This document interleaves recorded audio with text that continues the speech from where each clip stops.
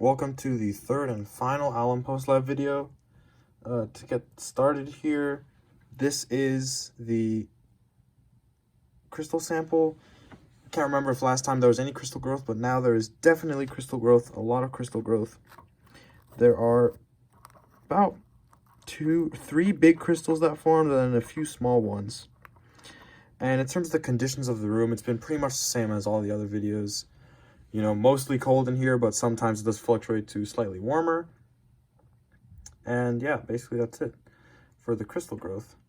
And moving on from there, I guess I'll talk about if I were to do this process again, how would I do it to make a single large crystal.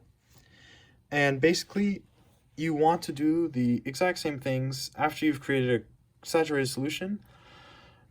You want to ensure slow evaporation, which is key, and consistent temperature and environment.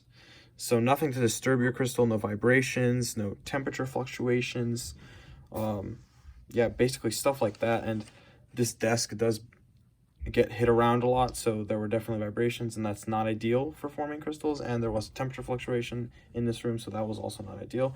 But another thing you can do is either you can give some sort of surface for the nucleation to occur of the crystal. So what does that mean? So basically you can put a string and coat it with some sort of sand or something solid, so that when the nucleation occurs, it's more prone to occur on that string and continue to grow on that string, so it forms one big crystal.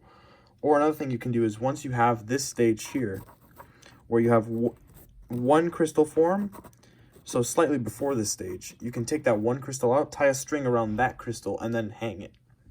And so therefore, any more molecules that do nucleate will continue to do so on that crystal.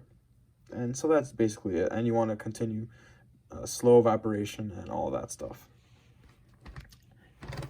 So over here, I'm going to talk about the importance and the significance of the D split, or the D separation.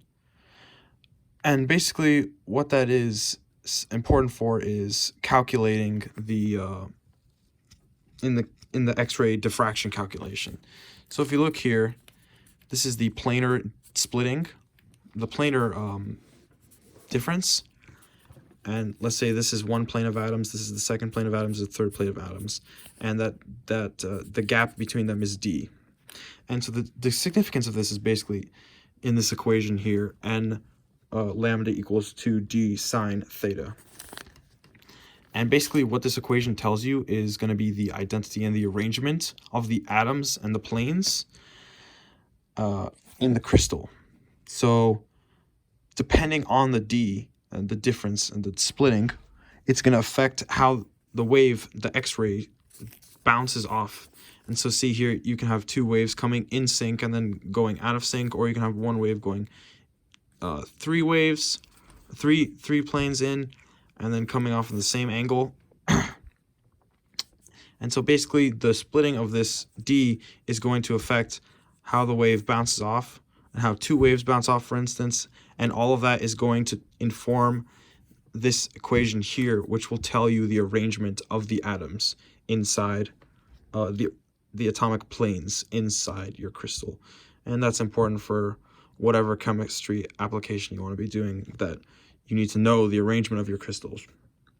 And so the final thing we want to do is, using the information on Canvas, calculate this D for the most intense reading.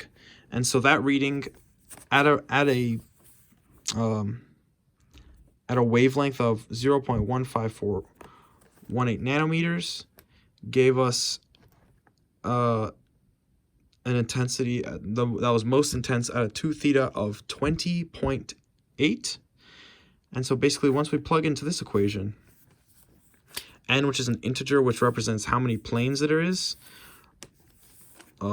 lambda, which is the wavelength that I just specified, equals 2x, which is trying to find, sine theta. So basically we divide theta by 2 because it's 2 theta on the graph.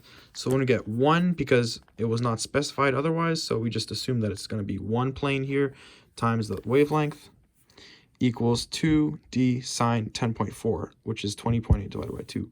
And then once we work through that, we get this D here.